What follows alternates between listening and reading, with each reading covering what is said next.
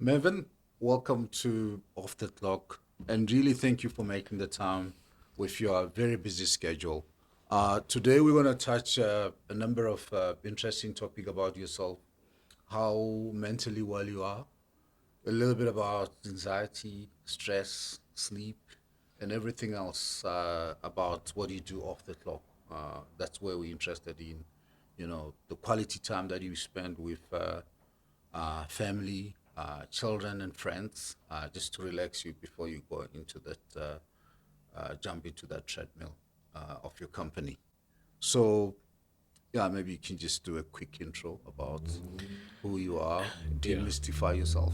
Okay. Hello, Peter. My name is Mervyn Naidoo. I'm the group CEO of a company called Actom. Uh, I was born in KwaZulu Natal, one of two children, grew up in a blue collar home, and I eventually studied at the University of Natal, studied engineering, and then, over the years progressed to where I am today. What about psychology? Okay, so yeah, I went to university, studied electrical engineering, and one of the interesting things is that in the engineering faculty there were not many girls. So one of my friends came up with this idea to say, why don't we study psychology? And I did psychology one, for all the wrong reasons. But so I studied psychology, I studied economics, and when I reflect back now, I actually realize I'm in the job I am today because of that mix of psychology, economics, and engineering. You think that stuff helped you with your social skills? Definitely, yeah. And I think the key thing, especially in terms of dealing with people, is understanding. The how people think, what drives them, what motivates them, and and to also be mindful. In terms of circumstances of people. So at the end of the day, I think these are key things. And in psychology, I think that kind of background you don't get to in a technical environment. You can very easily overlook the fundamental issues facing people, and understanding people. Okay, I mean, with all that in mind, um, you're in a very hectic industry, um, quite busy.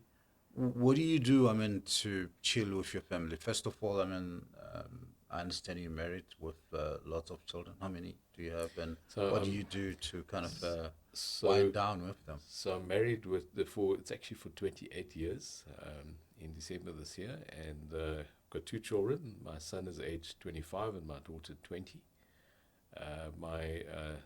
My wife is used to teach, and then eventually, when we relocated to Johannesburg, we didn't really have a support structure, so she left her career to raise the children. And so my son is also an electrical engineer by profession. Okay, Studied like father, like son. yeah. Just no psychology. So I studied heavy current. He did light current, and so he's working as in fact, he's working more in software development at the moment. And my daughter, coincidentally, is also studying IT as well. So But what do you do to relax with them? I'm sure you spend time, dinners as family, lunches and all that. But are you deliberating spending time with your son alone or your daughter, your wife? Some of us have tried, the Thursday and Saturday nights out with our partners. What does Mervyn do? yeah, so Peter, Uh, the one thing is, in my career, during the week, I'm exceptionally busy. So I find that from Monday to Friday, you work long hours, and I tend to then dedicate my weekends to my family. yeah. So so my son's grown up. He's now 25, as I said, and what I've learned, I mean, in the younger years when my son was growing up, unfortunately, he spent a lot of time in the work environment, and I learned from that mistake. And so with my daughter, I've managed to spend a bit more time with her. So as she was growing up, we did mountain biking and that together. So that's one of my Yeah. hobbies, Wow. That's good. and that's something that that has been great. Just helping me to relax on the weekend and also more importantly spend time with her. Okay. Class, you want to chip in? Um, I wanna just bring you back to what you studied because you said you did engineering, psychology, Yeah. economics. Wh- What do you think? Okay, first of all, why did you go into engineering since you ended up? Just my background. So I grew up in a very poor community. So firstly, it was a community that was typically blue collar, and so a lot of my family actually worked in shoe factories and that, Okay. and I'm talking as sort of semi-skilled labor and that, and so growing up in that environment, it was relatively poor, and we had very poor facilities in the area. Very the community was relatively not well catered for. And as a young child, when I was growing up, I wanted to get out of that, Yeah. and I actually realized that the only way to get out of that was to through education, and my parents and my grandmother basically entrenched into me the value of education, and when I reflect back on that, it actually puzzles me because my grandmother was completely illiterate. And yet she encouraged the grandchildren to study, and even to this day I actually wonder, but why did she, what led her to that? And so the first few years of my life I actually I stayed with her, and eventually I think when I was 5 years old I moved in with my parents, and both my parents worked very often 7 days a week, and with that it grew me to be independent on the one hand, myself and my brother, and then as I went through high school I studied hard, and when I got to matric I was actually quite good, so I did maths, science, I did accounting and biology, and quite enjoyed accounting, and was thinking about studying to be an accountant. I thought of being a chartered accountant, and at that point in time, somebody I heard somebody saying, but if you're good at maths and science, engineering is an option. And by that time, I had no clue on what an engineer was, because Okay. you can imagine in my community, it was people that worked, in factories, Shoe factories. on machines, and so we didn't know what an electrician was, aside from people that did basic repairs, let alone what an engineer did. So then eventually I thought, accounting, doing an income statement and a balance sheet every day, can get to be monotonous, and I thought, let me rather than study this thing called engineering, not even knowing what it was. So So how did you end up picking which field of engineering? to be honest, I didn't even know what fields of engineering there were. So Okay. I just thought electrical engineering. And so electrical because in the house you've got electricity, and so through that, and I enjoyed electricity during my physical science days, and that. So I thought, let me do electrical engineering. So when I went to university. Yeah, so actually in my matric year, I was borderline between accounting and engineering, and I even I applied for bursaries to study accounting, and I had even had a bursary offer to do accounting. And late in my matric year, I decided, let me rather do engineering, and then I started engineering, and really. So in my first year, I actually had a bursary from an organization called the South African Transport Services, which is today Transnet, and so they funded my studies. I did relatively well in matric, and through that managed to get a bursary. And the fact is, if I did not get that bursary, I could not study. Okay. So my options were to either, if my back plan was to do radiology. I actually applied to be a radiographer, because in radiology, you would get the hospitals would pay for your studies and all of that, and that was my fallback plan. Eventually, managed to get this bursary to do engineering from the South African Transport Services. Then went to the University of Natal in KZN, and then started the engineering degree. During the engineering curriculum, did psychology, economics, and I enjoyed engineering. So during my holidays, so whilst you're at university, you typically have like 2 or 3 months of holidays, and Yeah. so during my vacs, the company that gave me the bursary allowed me to work. They encouraged us to work during the holidays, and I was actually given a mentor in 1989, a guy called Ian Kerr. And so I went into these factories, and so he was managing a factory. And through that mentorship program, he actually put me into a training program. Where I would work. He would literally put me in with the apprentices, and so I literally worked hands on. With the apprentices that went through their training program. So I did everything that the apprentices did, from house wiring to to electronics, to machining, to welding, to turning, and so it was a whole range of activities. So during my holidays, I got that practical experience, and It allowed you to see what you're studying in application. exactly. So it gave me a hands-on exposure to engineering. To say, not like if you see an electric motor, how do you actually manufacture that motor? How do you repair it? And got very much hands-on experience. And then I also worked on locomotive maintenance. So Okay. as a student, worked on locomotives and all the sub components of locomotives. So, and this was physical work, not sort of just design and that. And at that time I didn't kind of quite enjoy some elements of it, because I was to go home with an overall that was black, and it was hands-on, dirty work. But at the end of the day, the experience I got out of that was invaluable, and my personal development was invaluable. So with that, when I graduated as an electrical engineer, I already had practical experience. So when I started working, in the work environment, I could relate to people on the floor, because I knew what they physically did. And So and it wasn't new to you. yeah. Okay. So something I also that whole, it sounds like a great experience you had through Yeah. that. But also something I wanted to ask was that, because you said did engineering, you also took psychology and economics. From those three, I mean engineering in itself, there's also other things under that you had to study. Yeah. But from engineering, psychology, economics, would you be able to say that each of those things taught you something invaluable that you Yeah. still hold today? Everything.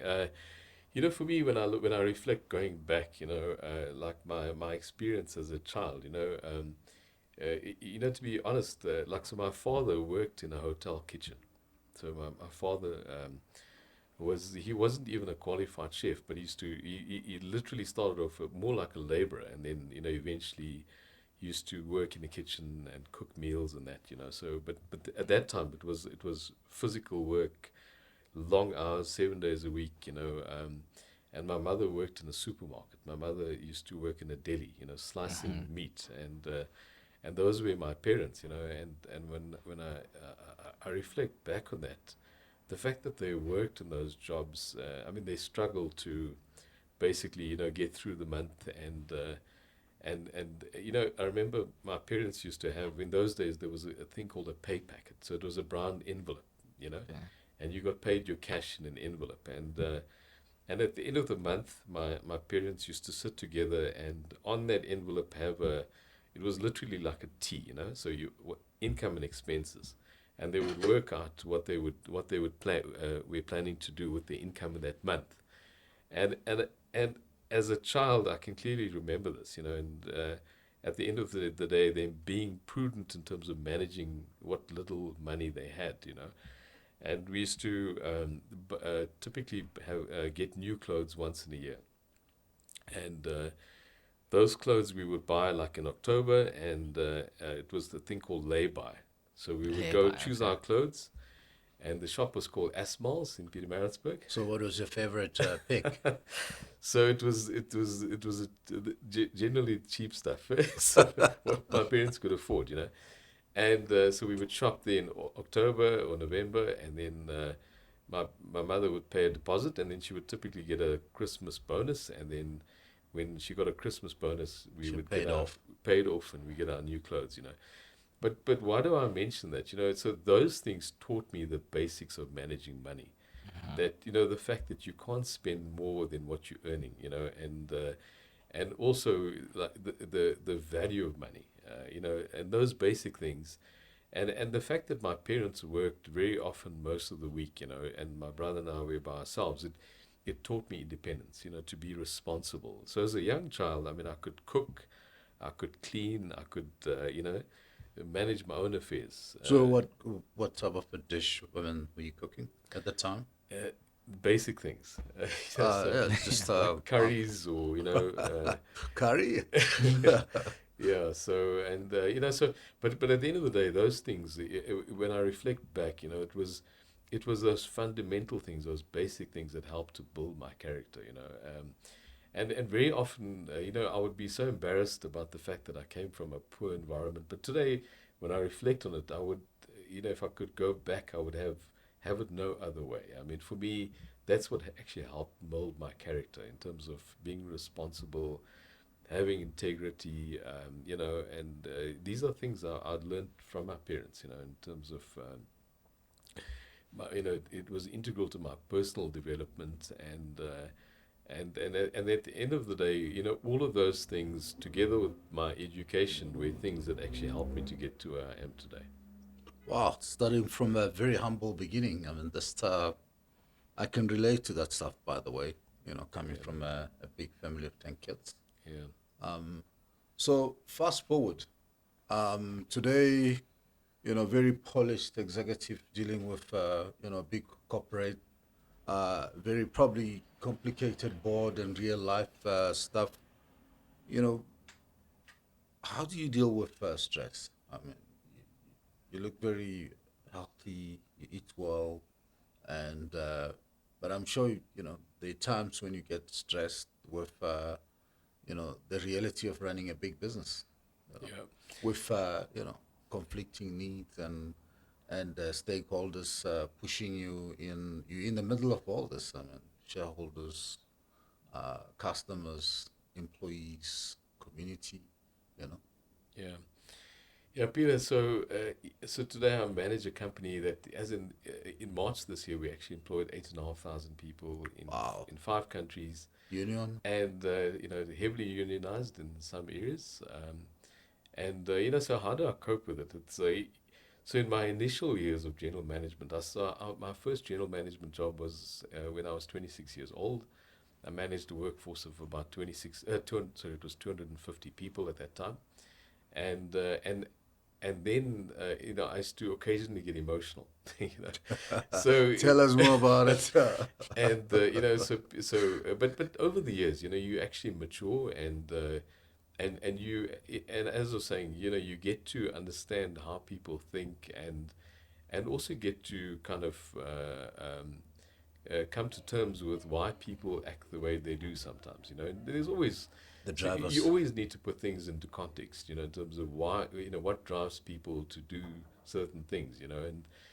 And at the end of the day, you know, so in my management, in my during my career and in my personal development, and that you actually grow and you realize, you know, I think maybe as you get older, you get less emotional, and you know, where More, you don't more react off the calculated. cuff, Yeah. you become more calculated, and but I think more understanding, you know, in terms of context and that. So that helps me, and you know, so for myself, as I stand now, you know, I don't really get overstressed about issues. You know, I'm able to deal with horrific situations. You know, so at the end of the day, you know, you get you know, as you get the experience and exposure, and that you're able to deal with things. And for me, you know, they're getting back to the engineering. You know, what engineering teaches you, it's not about the technicalities of electrical engineering or mechanical engineering or whatever. It's about saying, you know, engineering is about structured thinking. It's about how, if you have a problem, whether it be a people problem, you know, a money problem or whatever, a legal problem, you actually need to just go down, you know, go back to first principles, break it up into basic things, and then solve for things like that, and I've when I reflect on what on the engineering studies and that, I think fundamentally it's taught me how to get back to basics and not stress about the most complex of issues, So and I use that principle in whatever I do. And sleep, how many hours do you catch? Are you a 10-hour guy, 5-hour guy, 12 Uh, hours? I mean, Typically 6 to 7 hours. I try what, and get 7 hours of sleep. Yeah, and the cycle, the timing, 10 to 5 ten or to five. Yeah, try to 10 to 5, but sometimes don't get there. So you don't get nightmares and wake up in the middle of the night? In a cold sweat. no, my disturbance disruption during the night is typically my dog. I've got a little Yorkie Okay. that could occasionally disrupt, but What, otherwise, sleeps with you guys or outside? no, sleeps with us. Yeah, sometimes. So, Yeah, so yeah, but I try and get between 6 to 7 hours of sleep, and in terms of mental wellness or mental health, we've touched this with Matat on some of the interviews in terms of, how that goes. Because I think companies have gone a long way to try and prioritize that, mainly for employee wellness programs. I think that are run, clinics, psychologists coming on site to kind of check on people and drive a little bit of that. But you know, I think the question that you ask is like, who's looking after my dad? Who's looking after the CEOs?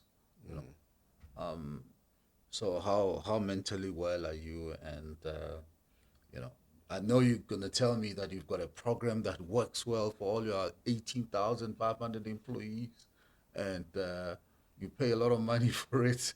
But what about you? How well are you yeah. mentally? So You it's know, 8,500. Yeah, yeah. so myself,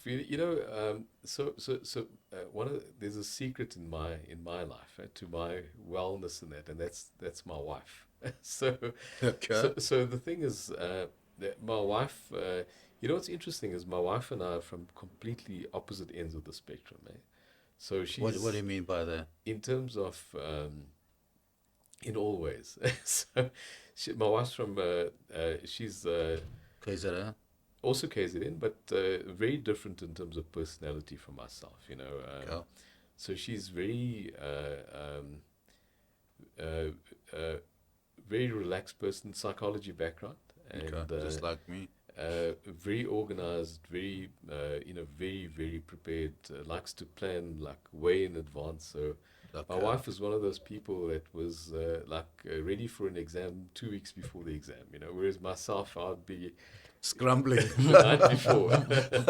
So, I think having our personalities are very different. I'm an impulsive person. She's very, very calculated, very, advanced thinking, and plan very much planning in advance. Hates impulsiveness, and for me, having a wife like that has been instrumental to my success, and she helps me to keep balanced, in terms of checks and balances to make sure that I try and balance my life. And to be very frank and honest, I mean, I'm a workaholic and sometimes get sucked into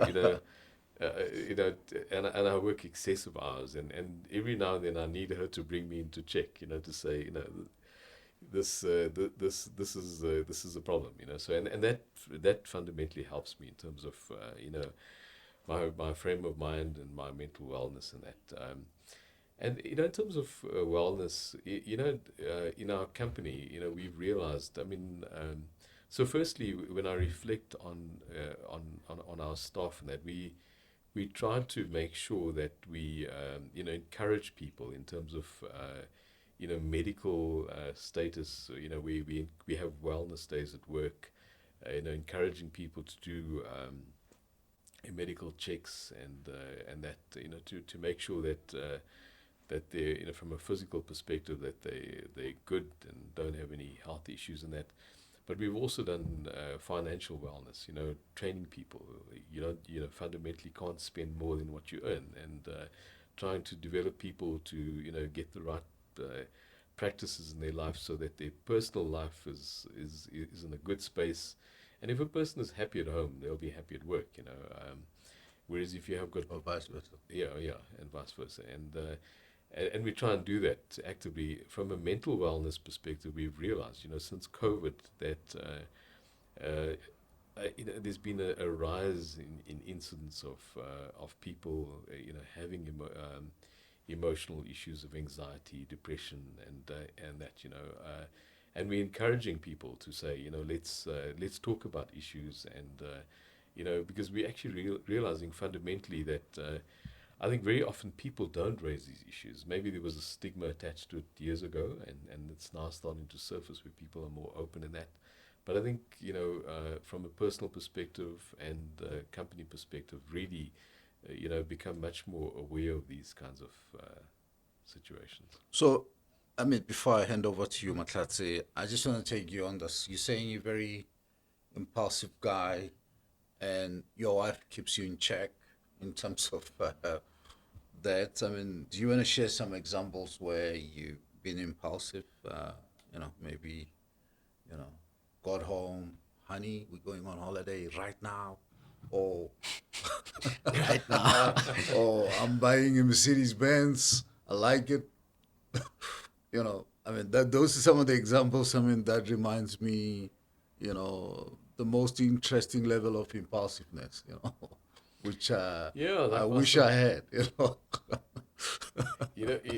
Peter, it's like I actually once went out to a car auction, and and so I went with a friend, and I had no intention of buying anything myself, but I was just there, and then and anyway, this auction started, and then and then I saw this car, and the price like seemed quite cheap, and I thought, it was like in a matter of seconds, I thought, geez, this would be a nice car for my wife, and I put up my hand, and when I look when I looked again, I actually bought a car, and then and I had no intention of buying this car, and then that's I went home with it, and that's love for your I, wife, I man. said to my wife, here's this car that I bought for you, and she was upset. She said, I'm happy with what I've got. Why you buying me cars? What's wrong? So anyway, it was that kind of thing, and I've learned, you don't do things like that. If you got a different reaction, was the lesson going to be different? It's like, I should do this more often. No, I've actually learned. I think my wife is one that's very. I mean, she's like, as I said, very stable. Doesn't want like shocks like that. It's a good surprise, but she doesn't. She. So for me, that's something that's impulsive, and sometimes I would do things like that, and or even booking a holiday. To say, okay, let's this weekend go away there. And so yeah. I must say it's quite a sound familiar because I I used to like to surprise their mother and do like surprise the big birthday bash and like whoa, don't ever do that again. Uh, I don't like surprises. I like Yeah, that's true. meticulously planned stuff. If we're going away, you can't say pack up. We're going to Mauritius. We're going to Cape Town. I need to know. So I kind of learn never to do it. But the funny part is that me and my sister like surprises. So now that killed the surprises for us. Okay, so let's go back to a more lighter topic. So how do you? I mean, we've spoken about how you interact with your kids. How do you yourself wind down from the day? Do you have any interesting hobbies that no one would know? That's like, wow, I never knew he would actually be into something like that. Like smoking pipe, maybe. No, That's no, extreme. no. But something like that. You're a golfer. You like to read. Yeah, so a few years ago I used to play squash and I used to Okay, enjoy squat. that. And yeah, so at the moment it's, walk the dog, that, do that quite often. And then I also love old cars, classic cars. So, Okay. What's your taste on cars? You just like the old cars, or you just love cars in general? I used to, so out of interest, so as I said, I had a very poor upbringing. So I had a Datsun when I was at university. So that was my first car. So it was my father's first car that he got when he was like 40 years old, and became my brother's first car, and then I got it much later.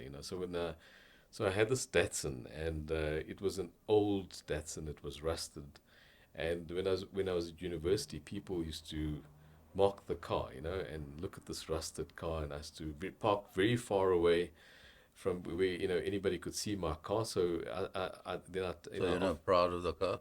now I was embarrassed because people used to laugh at my car, and with that, and I say to my wife, I'm like, when it gets to cars, I'm psychologically scarred because of that. Because of the debts.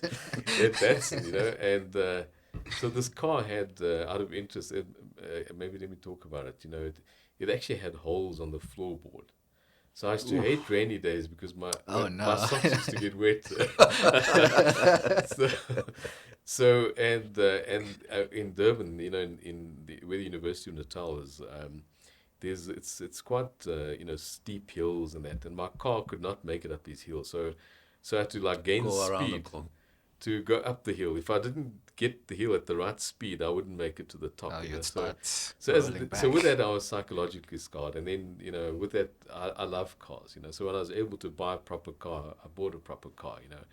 And but anyway, I've gone past that, and I now look at practicalities. You collect them now. And now I look, I like to collect old cars. So I've got a 50-year-old. It's actually 51-year-old Mercedes. What mod? It's an E230. Yeah. 1973 Mercedes, and I love that kind of car.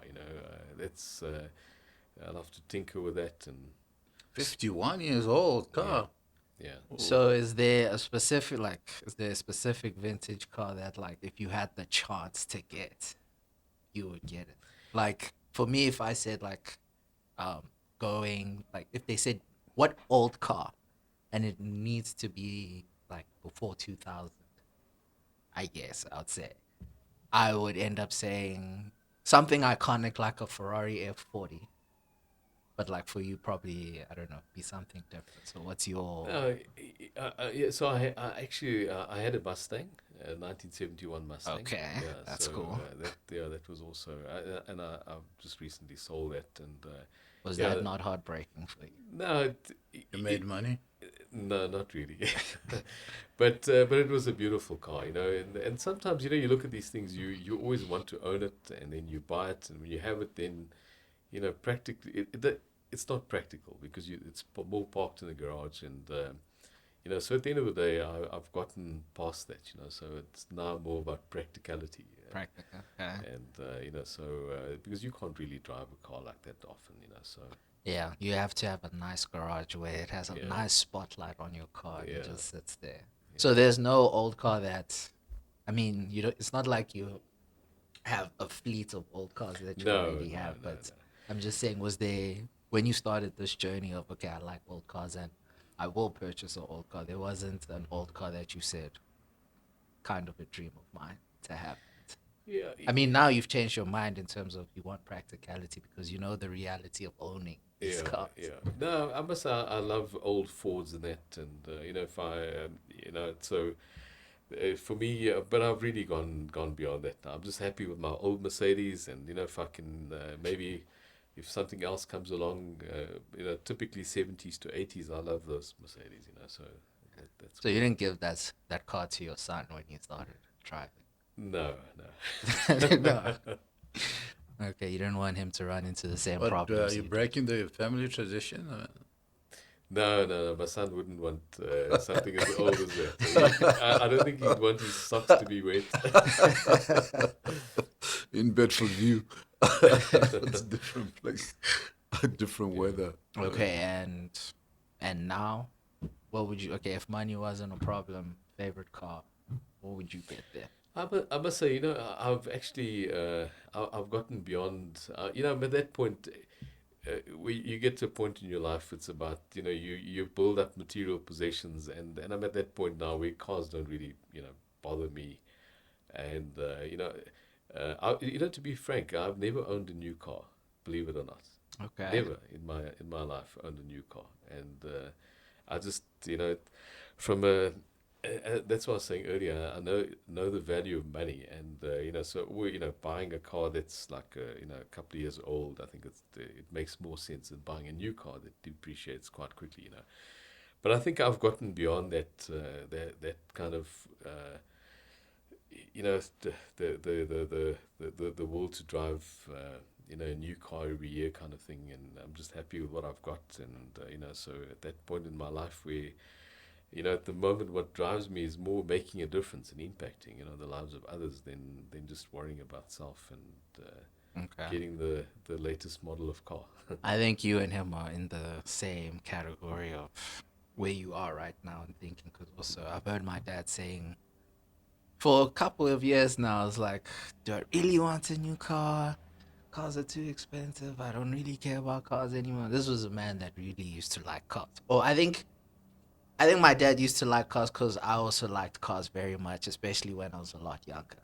Yeah. Because I always came to him, I was like, Dad, have you seen this? Like with the brochures or the car magazines, or I'll show him on the internet, or I say, Dad, let's go to the Ferrari dealership this weekend, or he'll take me to a Porsche dealership, or we'll go look at BMW. So yeah, I can see I think it's with age and maturity that you get to a point where you're like, okay, I mean, these things are nice, but also, It costs money, a lot of yeah, money. cost money. So, just maybe a backstory on him. Um, he kind of liked cars. We dissed him about this. I think when he was primary school or kindergarten, they took them to a car vintage museum, and we gave him 20 rand to buy a chocolate and cold drink or fizzy drink or something. And then he showed up at home with a picture of a car vintage. I don't know what car was it, but we were all like surprised and like, what is this? He said, no, this is a souvenir. Like, a 6-year-old coming up with a picture of a car, like it's a souvenir. And then I don't know how. Maybe you can tell us how he built up that interest for cars at such a very very early age. But I remember that year I used to just give them, at the end of the year, give them a cash. I can't remember. I gave them 1,000 each to say buy whatever you like for Christmas and the holiday, and then they went out. Of course, the sister came up, blew the money, shoes, everything, very clear details of what she wanted. And then he showed up with a book with car engines for 600 with change. What's wrong Yeah, it with was a him? thick book like this. What's wrong with him? And he was just interested with car engines at that age. So, which, occasionally you're like, let's go see cars. This car is happening. Like, buy, just see. Yeah. Now, I must say, me as well, I loved like cars with the V8 engines, and but anyway, you get them, and you eventually, So at one point, I changed cars often. Every like 2 or 3 years, I would change my car, but I'm getting beyond that now. So It's waning. Just, I mean, in terms of some of the stuff that you've done from a travel standpoint, I mean, outside the country, have you seen the world? I love to travel, and my wife and kids also love to travel. So we've been to many countries, and Your favorite? Peter, I've yet to find a country that's better than South Africa. I think that's a pretty cool answer. So eh? I say to everybody, like whenever the best part of any trip is when I get to OR Tambo and get to immigration and Want to get my kiss? passport stamped. So, but Welcome but but back. but you know the reality is, I love to travel, and I know having that experience and that, and I've been to. I mean, we love Europe. You know, places like Switzerland and France, and Chocolate. you know, the rural parts of Europe. I enjoy that. Yeah, really. So we've traveled very extensively throughout Europe into, you know, many other countries, and you know what's nice is to like get to experience different cultures, and that you know, to get to experience you know, different landscapes, and yeah. So we've had, you know, great trips. And you know, but I think, you know, with traveling and that, you get to spend time with your family, and you know, that, you know, that's the great part of it. Yeah. Yeah, that's allow a little bit of quality time with the family. I mean, the place that I've traveled to that I like the most, not that it's better than South Africa, but it just reminds me South Africa is San Francisco and San Diego. Very similar, Napa Valley, a little bit of you know, even better weather than some places in Cape Town or Western Cape. Um, but just you know, culturally rich as well. And you're right in saying, you know, traveling is very educational in terms of the way of life, the cuisine that people eat, things that happen. If you travel as a family, I think just you know, it just, you know, it's so eye opening. I had a one of a young grad traveling to Texas recently, and you know, young people think America is the America that you see on TV, which is not true. And she came back very disappointed and saying, Texas reminded me Kempton Park, potholes, the whole thing is a scam and all that, you know, Yeah. because so the before and after was like, forget about it. American story is a scam. So, you know, managing those expectations and travel to Brazil, uh, you know, before you see this very football flair, beautiful football, Brazilians and all that.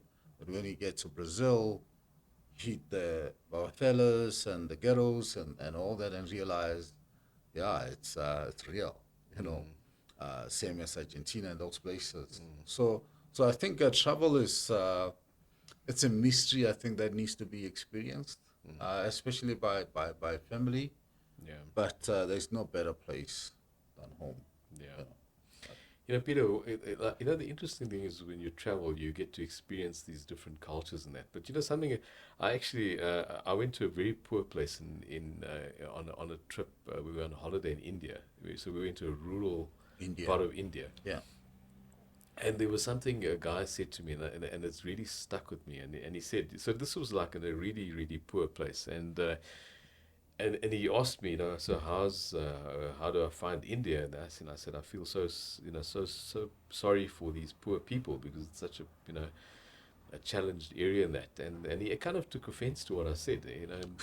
And this is a guy that had obviously never been outside of this area. You know, this, it was like a village, saying it's and poor, it's and then challenged. he said to me something so interesting. He said to me, you know, like he looks at some, and this is a guy that actually worked in the hotel that we were staying at, Yeah, and he said, you know, that he looked at life relative to people that were less fortunate than him, and then he was just grateful for what he had relative to those people. yeah, And you'll see in India, you know, that a lot of people in the, you know, in very, very bad conditions are actually content with life. And then it struck me, you know, like everywhere else in the world, people look up. And regardless of who you are, what you have, there's always somebody that's better off than you, that's driving yeah, a better car than you, you know. And sometimes you've got to reflect to say, you know, just be grateful for what you have relative to somebody less fortunate than you, as opposed to looking up, you know. And that for me, you know, really struck in my mind when I looked at that, you know, that thought, because everywhere in the world, people, you know, generally are unhappy, and you know, you're always striving for more and chasing the next, the faster car. But you know, where do you stop? Yeah, that's India can be humbling. It's very rich culturally, Yeah, and just the number of people, the bars, and all that. Also the religion. I mean, it's like the whole no beef yeah, things like, "Ooh, where's my beef? No beef." And like, you're gonna get a veggie burger just now, and you'll be fine. yeah, Type of a thing. So yeah. it's I've learned a lot on the road, and I need to find a platform to kind of share as well. So maybe as we wind up down, Tlati, do you want to maybe ask a question or two? We give Mervyn a chance to also revenge and ask her some questions and maybe how all this came together. Okay. Um, I think what I wanted to ask was that through your like the traveling, what we just spoke about, traveling and experiencing different cultures and all that. What culture did you experience that you thought you wouldn't, I would say, connect with as much as you thought you did? Like you got there and you're like, wow, this is very like I don't know, everything just clicked with you. You just liked it and everything flowed because I mean, India is probably very different from Brazil, obviously, and all those things. So, through all the places you've been to culturally, which one really, I'd say, resonated with To be honest, I think traveling to Africa probably resonates more. you? Yeah. Okay. To be honest, and the reality is that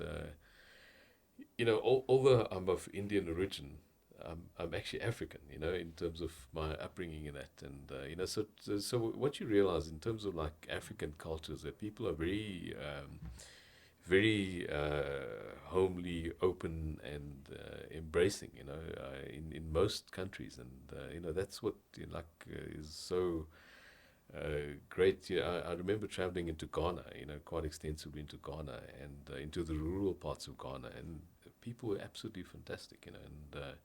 And we have got businesses, in Zimbabwe, in Namibia, Zambia, and Kenya, and all of those experiences. It's such interesting people, that you just click with. We actually bought a business last year in East Africa, in Nairobi, and phenomenal people, really. So yeah, I think generally, when you look at the African culture, it's such an interesting one. All right. I think that's a great answer. Mm.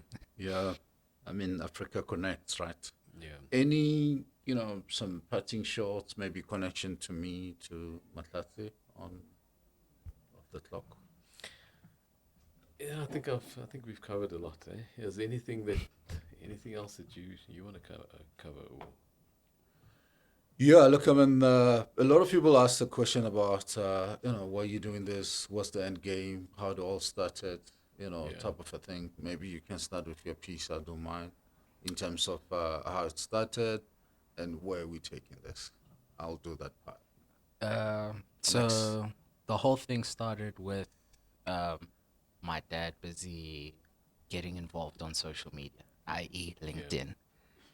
So he was posting thought leadership articles and being the word he used, very prolific with how he was invested in the whole thing. Always every month.